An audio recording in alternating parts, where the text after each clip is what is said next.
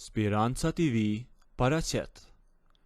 Përshëndetje të gjithë juve që keni gjetur pak kohë të ndaleni e të më dëgjoni. Uroj të jeni mirë kudo që të ndodheni. Unë që po ju flas, jam një djalë 25 vjeç, i rritur e i shkolluar në qytet.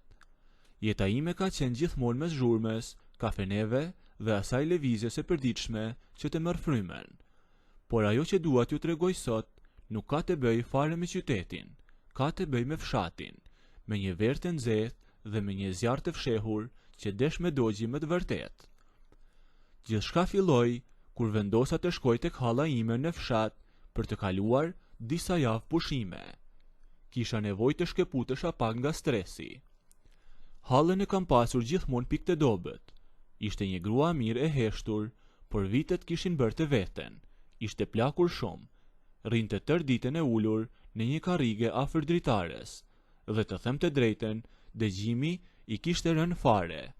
Mund të flisje me një zë të lartë, 2 hapa larg saj, e ajo as që e kthente kokën.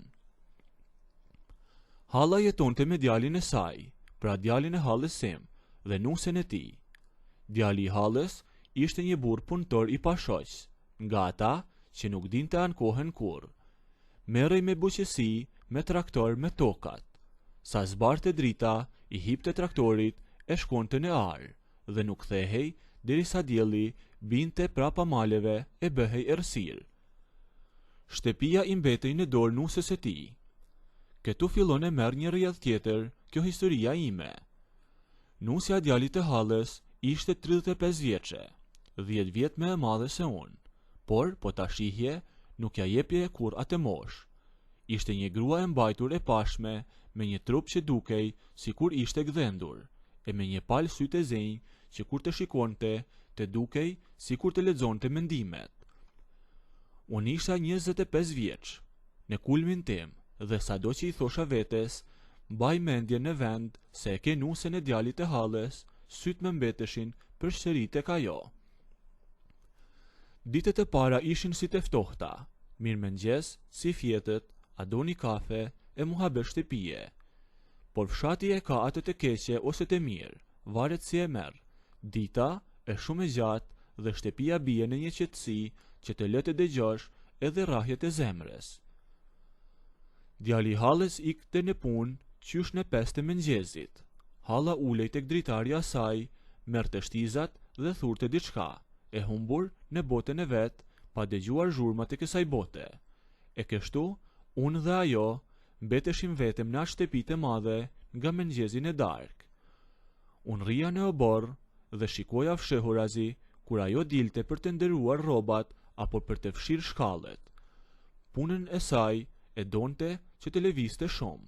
Her pas here kapja veshtrimin e saj. Nuk ishte një veshtrim i thjeshtë, nga ata që i hedh miku të shtëpisë.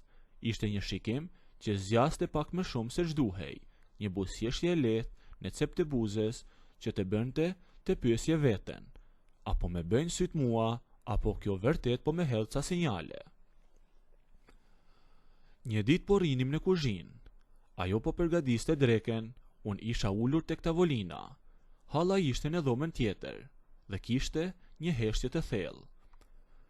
Nusja e djalit të hallës po priste ca domate për sallat dhe unë nuk i ndaja dot syt nga duart e saj, nga flokët që i kishin rënë paksa mbi ball nga vapa. Çfarë keqe rri e mendueshem? Me tha papritur, pa ngritur kokën nga puna ajo.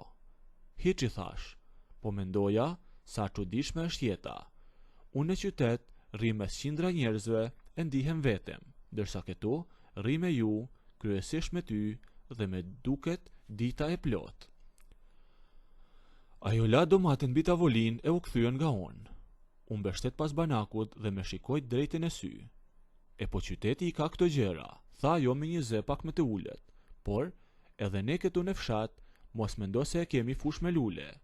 Burri gjithë ditën jashtë, njeriu ka nevojë për pak bisedë e për pak frymë të re. Ato fjalë më ranë si rufe, e kuptova që ajo po ankohej për vetminë e saj, për rinin që po ikte mes tenxhereve dhe bagetive. U ofrova pak drejt saj për të marrë një gotë ujë dhe ishim aq afër sa që mund të ndjeja aromën e saj, një erë sapuni dhe pastërtie që të turbullonte mendjen. Kur zgjata dorën për të marrë goten, dora ime preku dorën e saj gjoja pa dashje.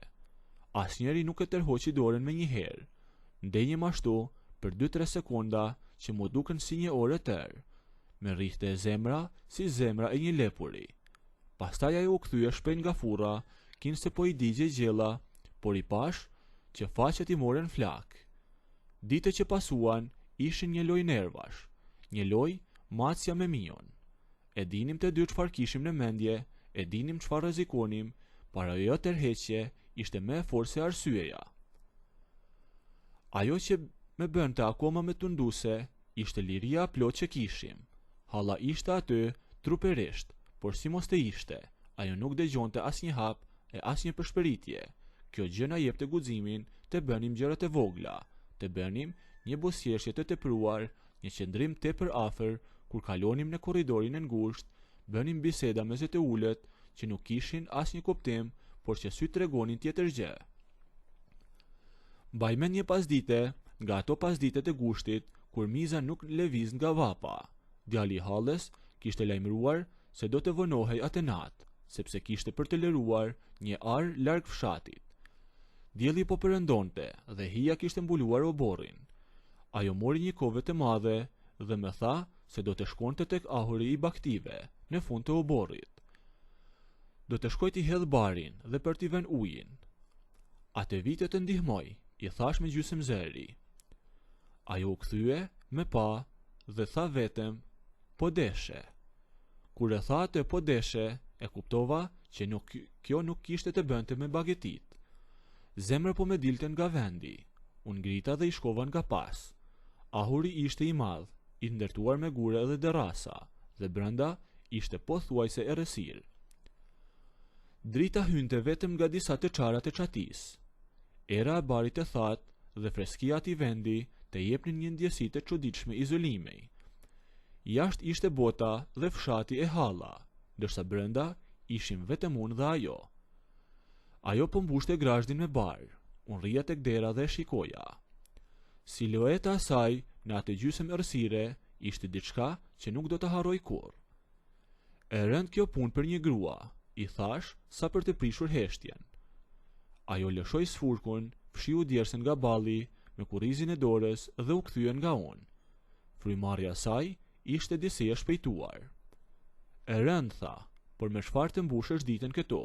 Kush ma di? Foli ajo me zërin që i dridhej. U nisa drejt saj, hapat e mi mbi barin e thatë me zi dëgjoheshin. Ahuri u bë papritur shumë i vogël.